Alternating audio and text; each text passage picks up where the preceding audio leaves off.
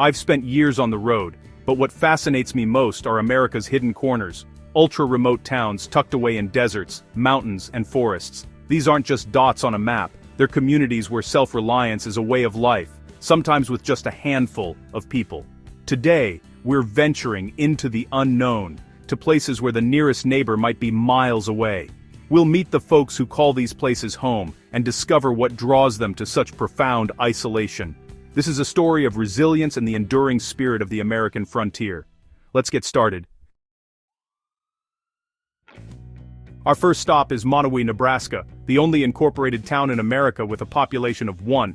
Elsie Eiler is mayor, treasurer, clerk, librarian, and bartender, all in one. She pays taxes to herself and grants her own liquor license. Elsie runs the Monowi Tavern, drawing in folks from nearby farms and curious travelers. She's the living history of a town that once had hundreds, now just her and a library of 5,000 books.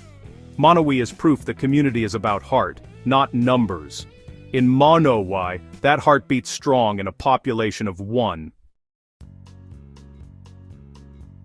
Next we head to Supai, Arizona, deep within the Grand Canyon, reachable only by foot, mule, or helicopter. The Havasupai people have lived here for centuries, their lives tied to the canyon's turquoise waterfalls.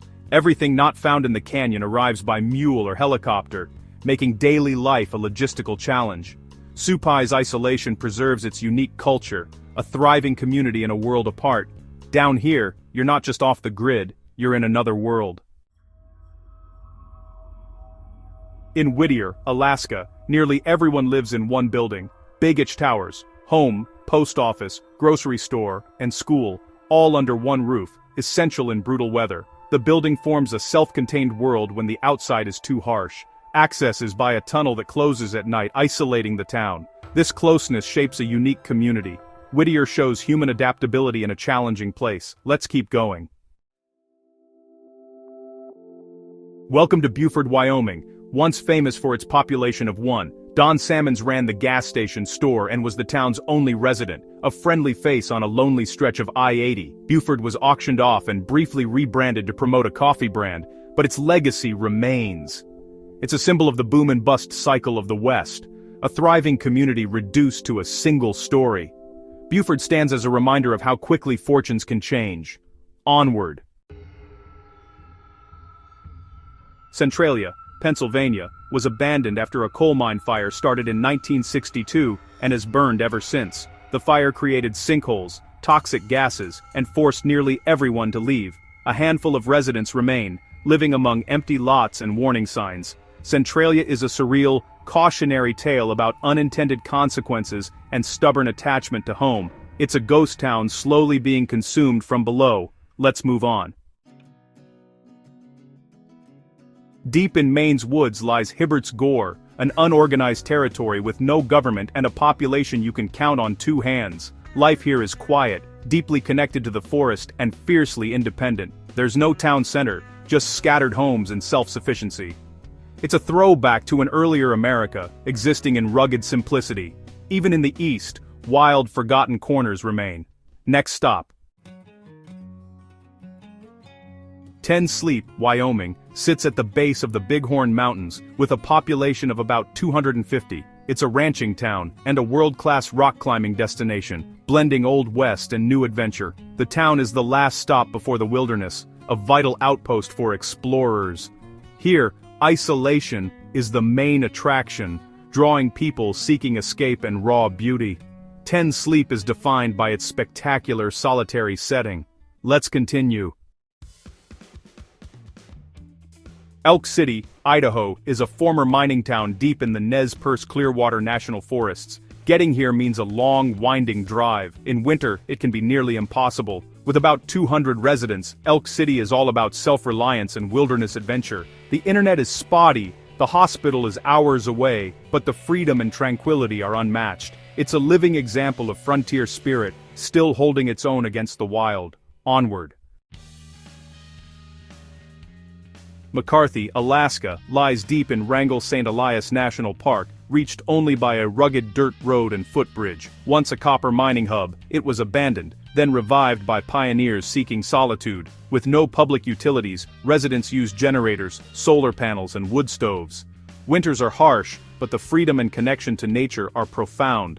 McCarthy is a community of rugged individualists, living on their own terms. Grafton, Utah, near Zion National Park, looks like a classic ghost town with restored pioneer buildings, but a few people still live here, preserving its history and haunting atmosphere. Walking among the old structures, you feel the presence of the past. Grafton is more memory than reality, but that memory is alive. On to the next. Oatman, Arizona, is a former gold mining town famous for its wild burros, descendants of miners' pack animals. The burros roam the streets, mingling with tourists and locals alike. Oatman feels like a living movie set, with wooden sidewalks, staged gunfights, and quirky charm. With just over 100 people, the town survives on tourism and its four-legged residents. It's a surreal blend of Old West and present day. Let's keep moving. Greenbank, West Virginia, sits in the National Radio Quiet Zone. No cell service, Wi-Fi, or microwaves allowed. The massive radio telescope here listens to the universe, so anything electronic is strictly regulated. Life is a digital detox. Payphones, newspapers, and radio rule. Scientists and people seeking refuge from electromagnetic waves coexist in this unique community. It's a place to disconnect from the web and reconnect with the world around you. Greenbank is a bubble of mandated silence. Next up.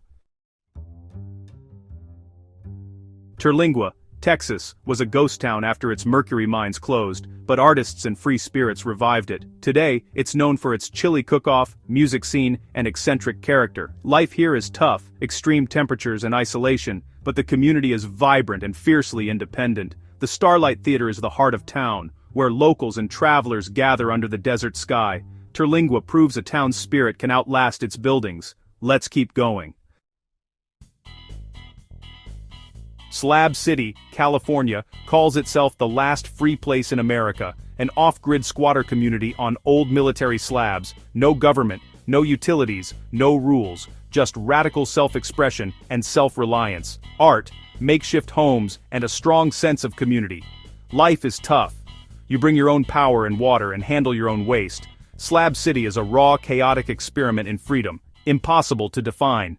Onward.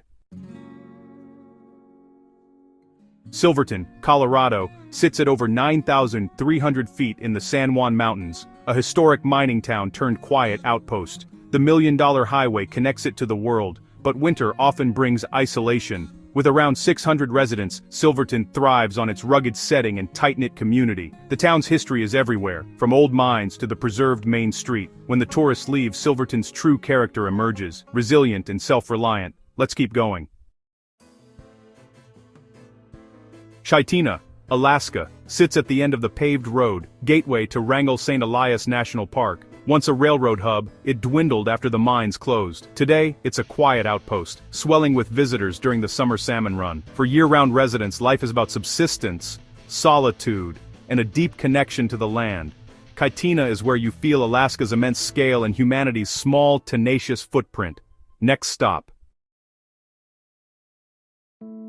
Rachel, Nevada, is the closest town to Area 51, making it a magnet for UFO enthusiasts and conspiracy theorists. With just a few dozen residents, the town's heart is the Little Ale Inn, an alien-themed bar and motel. The walls are covered in UFO memorabilia, and stories of strange lights abound.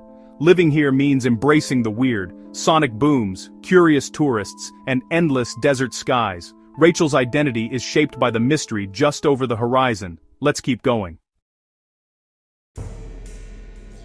Hanksville, Utah is a small town surrounded by surreal Mars-like terrain. It's the gateway to Goblin Valley and the Mars Desert Research Station, where scientists simulate life on the Red Planet. Hanksville is a vital supply point for adventurers and a place of stark, intimidating beauty. Living here means loving solitude and the alien landscape. Sometimes the most otherworldly places are right here on Earth. Jarbidge, Nevada, may be the most isolated town in the lower 48, reached only by rough dirt roads, often impassable for months. Once a gold rush boomtown, it now has just a handful of residents. They rely on satellite phones and well-stocked pantries to get through winter. The wilderness here is pristine and rarely visited. For locals, this isn't isolation, it's paradise. Jarbidge is a sanctuary for those seeking escape. Our final stop is Del, Montana, a tiny ranching community in the vast Centennial Valley. With just a few dozen people, Del is a speck in a landscape of rolling hills and distant mountains. Here, life moves with the seasons, neighbors gather for potlucks and always lend a hand. The valley is a vital wildlife corridor, home to elk, pronghorn, and trumpeter swans. Del embodies rural America's spirit, hard work, neighborliness, and a deep connection to the land. Our journey ends, but these towns are more than oddities. They're living museums of the American spirit. Here, resilience and community thrive, even in solitude. These people choose connection to the land over convenience. They're the keepers of America's wild heart. What did we miss? Share your favorite remote town below. Hit subscribe for more adventures. Until next time, stay curious.